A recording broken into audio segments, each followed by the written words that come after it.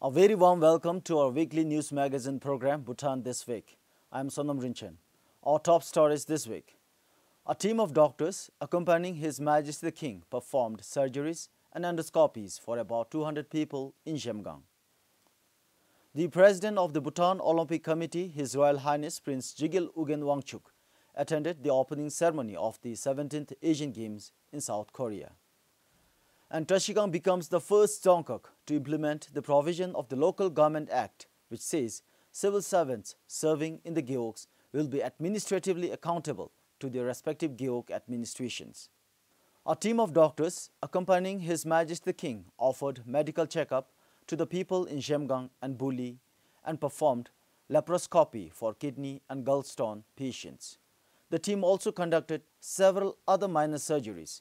The medical team is an integral part of His Majesty's royal tours within the country and travels specially to provide medical services to the people.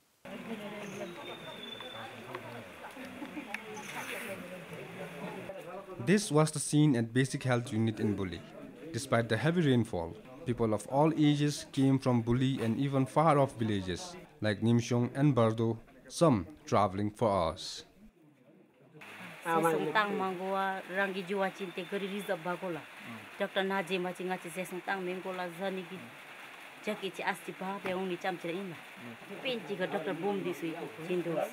Controller de aga hadin de ini de hadi ay sokrat tebe divel de imdaki medomo di de da nai Dr. Bhutan People expressed satisfaction and said that was an opportunity to get a thorough medical checkup, that too close to their villages. The medical team performed endoscopy, ultrasound, eye checkup, dental treatment, minor surgeries, and diagnosed and treated various ailments. It was a great relief, especially for the people suffering acute pain from gallstone and kidney stones, who were taken to Jamgang and operated upon. The medical team performed over 10 minor surgeries, 30 major surgeries, 160 endoscopies. Compiled for Karmat Singh, Namgye Wangchuk, PBS News. His Majesty the King, accompanied by Her Majesty the Gyaltsin, were in Gyeongju last Sunday after visiting Buli village in Nangkur Gyeok in Jamgang.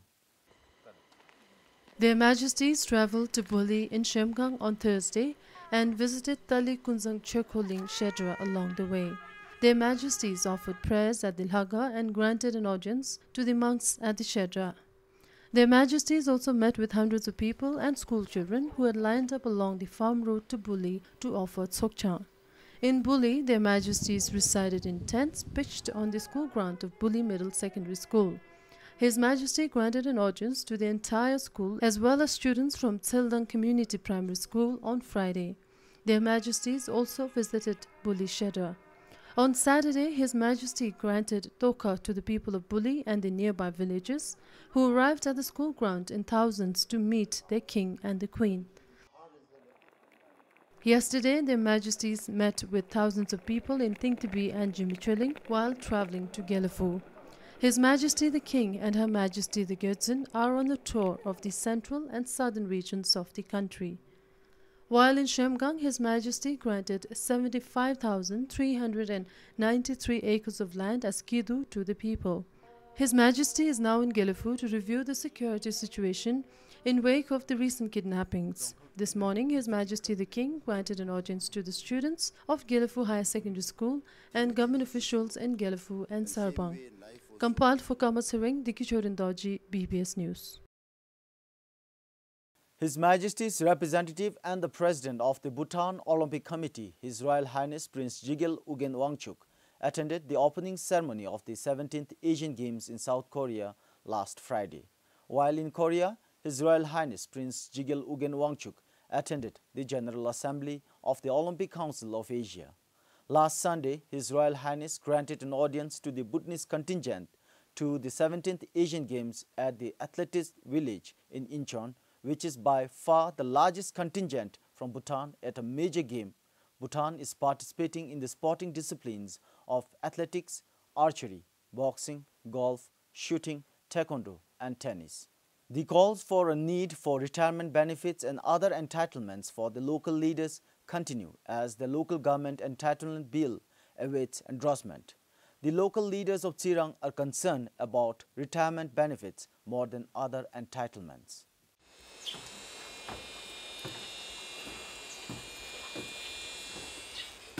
"57-year-old Rinchin is the Mami of Kilkorthangyok in Chirang. Elected in 2011, Rinchin has 2 more years before his tenure as Mami comes to an end, something he is not looking forward to. He says his future is uncertain as it is still not clear if local leaders would be entitled to retirement benefits. Our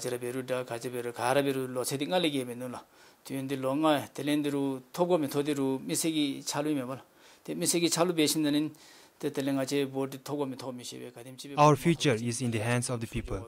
We are not sure if you would be re-elected, hence the need for retirement benefits. As of now, local leaders are the only ones who are not entitled to retirement benefits.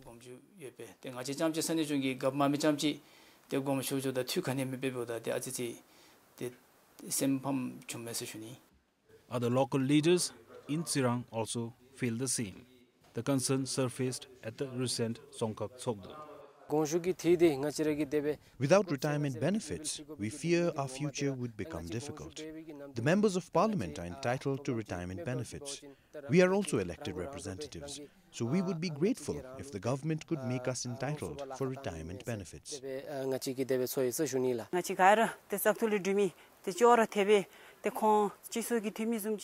We have raised this concern in the Pot Sogdu as well. The matter was discussed in the last session of the parliament as well.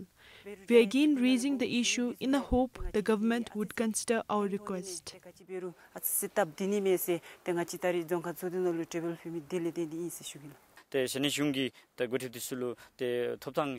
Apart from our monthly salary, local leaders are not entitled to any other benefits or perks. It is fair enough to ask for retirement benefits. The local government entitlement bill, which awaits endorsement, ensures that local leaders shall be entitled to allowances and benefits such as leave encashment, retirement benefits and other entitlements by law. Compiled for Kenchusring in Chirang, Kinsong Yishi, PBS News. Bajo Hospital in Wangdi Phodrang has run out of diabetes drug stock. This is complicating the lives of people with diabetes. It's been few months now since Bajo Hospital ran out of diabetes drug stock. We have been advising patients to buy medicines from the pharmacy. Depending on the availability, we also send patients to the Army Hospital and Punakha Hospital. Otherwise, we also advise them to get the medicines from Thimphu Hospital. But patients say diabetes medicine is not easily available even in drug stores. The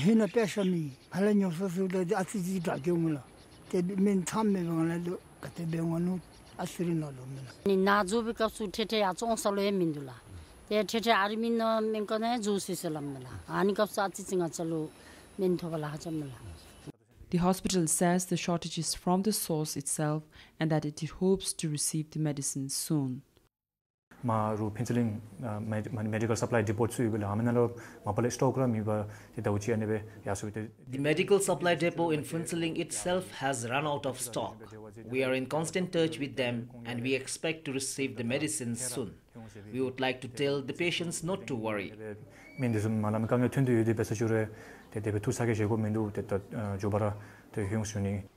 Meanwhile, the hospital has been seeing a steady rise in the number of people with diabetes over the years.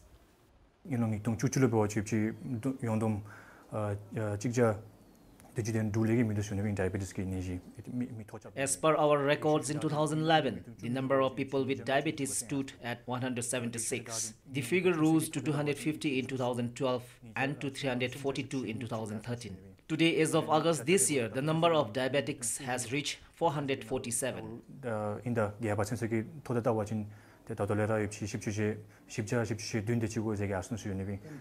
Bajo General Hospital was upgraded from BHU Grade 1 to a hospital in 2011. Compiled for Kunsang Tile in on the Fodrang, Dishinongmo, BBS News.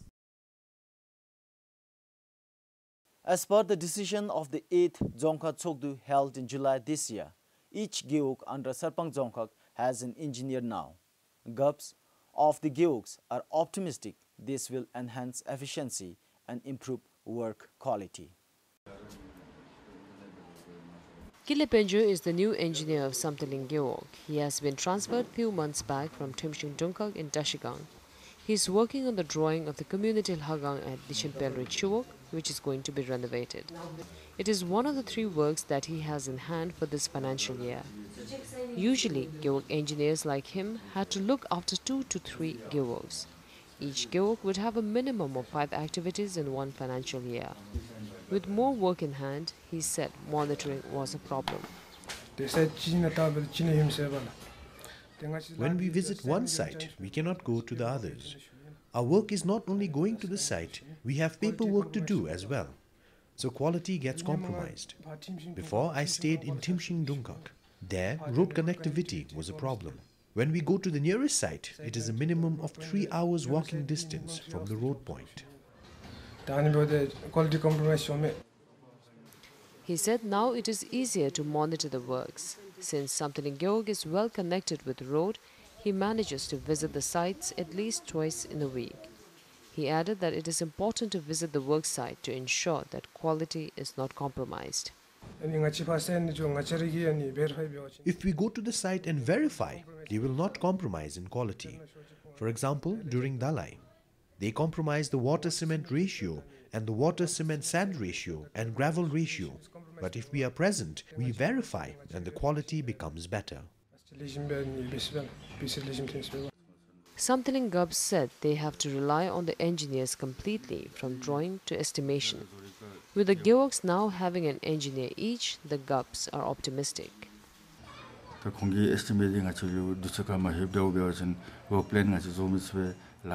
If they don't give us the estimate on time, we cannot make the work plan. We cannot start work and we cannot complete the work on time. So when we don't have an outcome, it means we are failing. Now whatever work we do is convenient, because with one engineer working for one Geok, there is no risk of failing.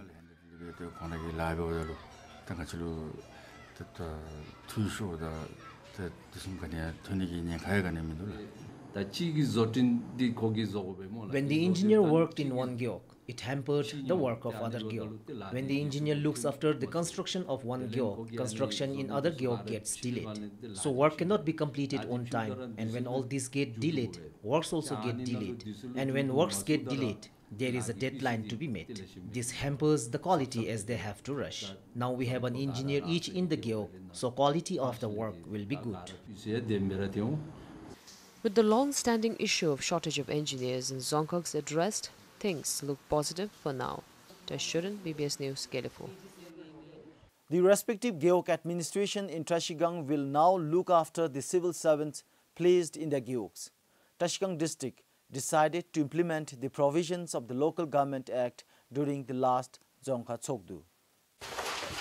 Civil servants in the Geoks will now have to seek permission for leave, tour and daily and travel allowances approval from their respective Geok administrations. The Geok administrative officers will also evaluate the performance of the civil servants. The Local Government Act already grants the administrative accountability of civil servants to the Geok administrations, but the provision has not been implemented across the country. Taking the lead, Tashigang district recently decided to implement the provisions by decentralizing the administrative authority of the civil servants to their respective local governments. The decision is good, but there is a problem at the same time. The good is that the local leaders will know the performance of the civil servants and how they are benefiting the farmers in their Geoks. The problem is that we don't know how competent the local leaders would be in evaluating them. So for that, we have given the role to the Geok administrative officers. The decentralization policy is currently being implemented on trial basis. The system is expected to help Geok officials in keeping a proper track of what civil servants are doing.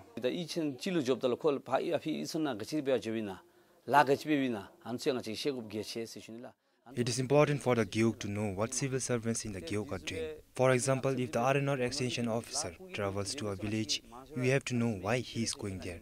But most of the time, we don't know what they are doing. But now the recent Zonga Tsogdu has given us around 40% of the administrative power to solve the issue.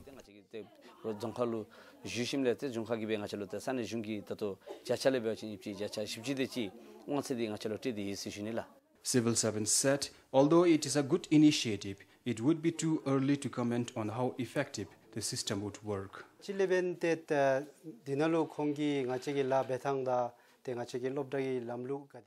Since they are not much aware of the rules and responsibilities of a principal in my case, I think there will be some problem. But even then, after they are interested with the responsibilities, they can visit and consult with us, and this can address the problem in the future. But currently, without any training, I am doubtful how successful the system would work.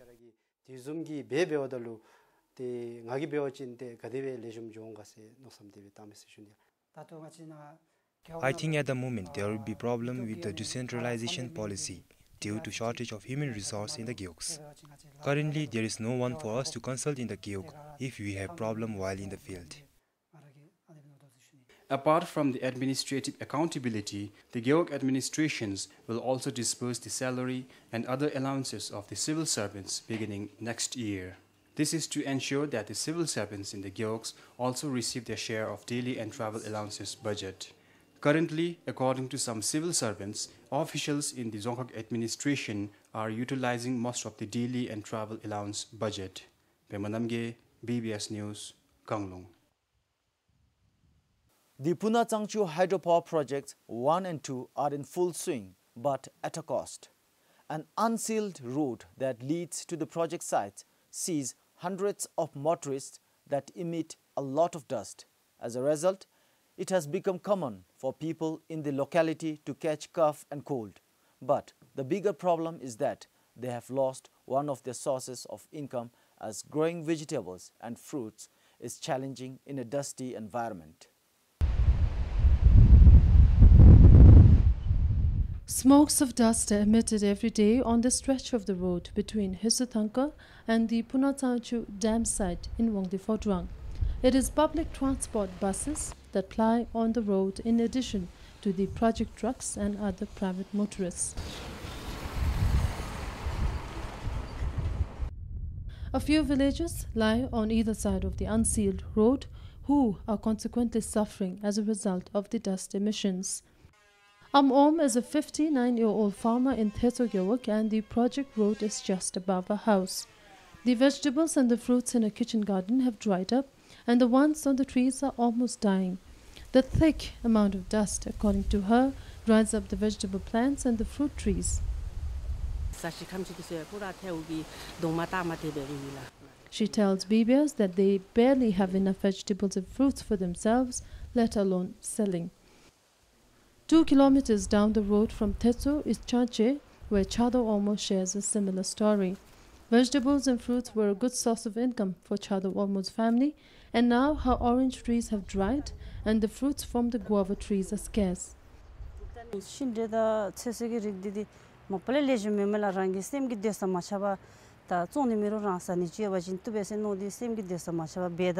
I don't feel satisfied when I don't work, so I have tried growing vegetables and fruits for the last few years, even when the produce were not good.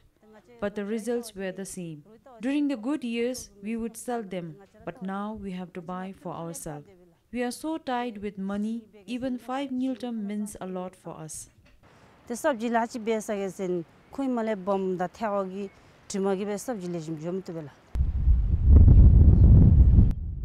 The Punatangchu Hydropower project, in the meantime, says they are aware of the dust emissions in the area, for which they have deployed 2 tankers to sprinkle water along the road every day to subside the dust.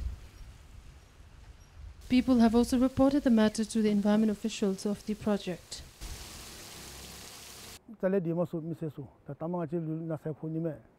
It's worrying us a lot, as we could get sick. I requested the authorities to help us, and they told us that they are doing whatever they can. We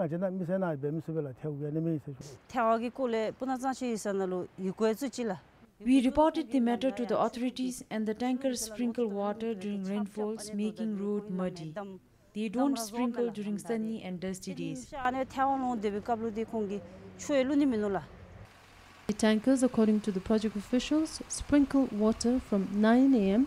till 5:30 in the evening, making at least 4 to 5 rounds along the 4.5-kilometer unsealed road. Diki Chorindoji, BBS News. Cardamom has helped to improve the living standard of people living in Jigmicholing Geog in Sarpang. However, farmers say they have not been able to fetch a good price for the crop. Cardamom is an important source of income for most of the people living in Jigmicholing Khate. It's harvest time and farmers have started collecting the cardamom. It's then smoked dried and packed in a sack.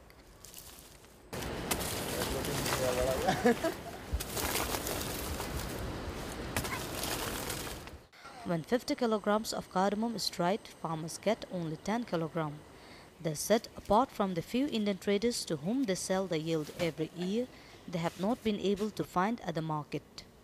We live near the jungle, so we cannot plant any crop. We cultivate cardamom, but that too we cannot get a good price. We take it to Gelifu and sell it to Indian traders. We cannot negotiate the price. We have to agree to whatever they offer. We will be grateful if government could help auction the cardamom. We heard the cardamom fetches between 60 and 80,000. But here in Gelifu, it has never crossed 50,000. The regional FCB office in Gelifu said it has been a long time that they have not auctioned cardamom as the farmers did not bring it to the depot. However, if farmers bring it in a huge quantity in groups, the FCB said it will help to auction the crop. Compiled for Puba, Ishari Gurung, BBS News, Gelifu. About 200 acres of paddy field under Singi Geog in Sarpang have been left fallow until now. Thanks to the solar fencing funded by WWF and UNDP, farmers have started cultivating paddy once again. These paddy fields used to be fallow in the past. The field could not be used for other agriculture purposes as well because elephants were loitering in the area. But now paddy saplings can be seen growing in the once fallow paddy fields. This has been made possible by the 7-kilometer solar electric fencing that was erected last year. It has been hardly a year that the fencing has been erected, but so far we can see the fencing has been 100% successful in keeping the elephants at bay. But from now, we cannot see. Till now, elephants came nearby and kept loitering around and making noise, but could not get inside the fencing.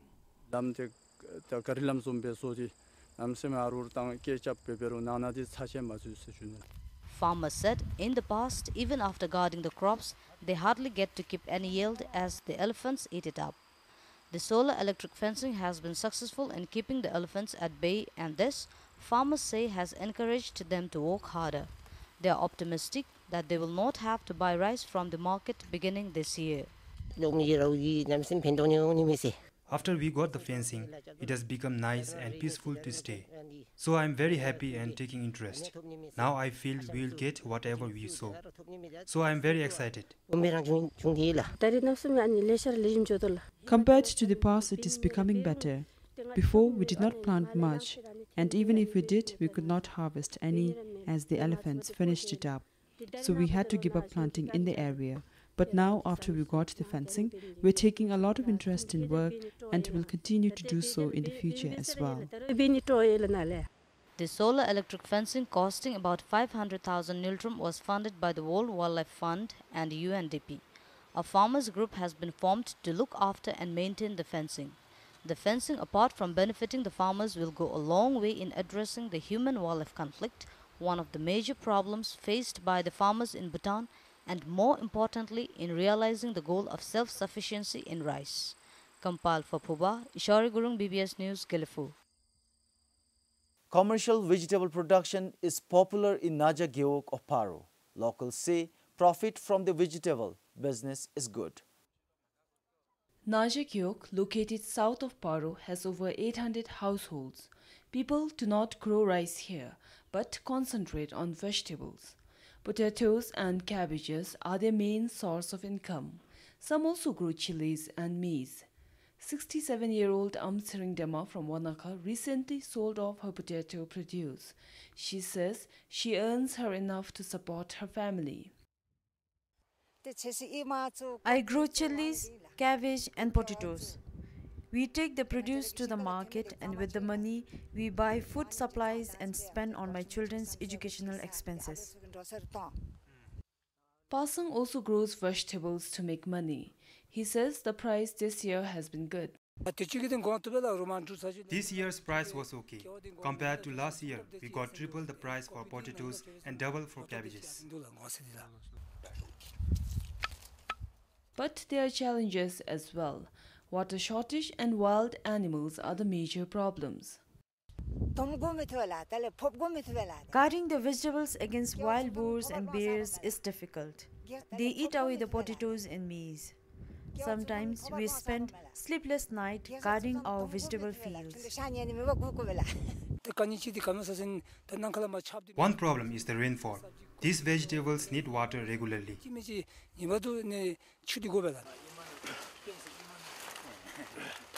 Naja Gyok is home to over 3,800 people. Compiled for Ish Kelson, Sharab Sangmo for BBS News. Well, that is all we have for you this week. Join us again next week for yet another edition of Bhutan This Week. Until then, it is goodbye from me, and I am Sonam Rinchen.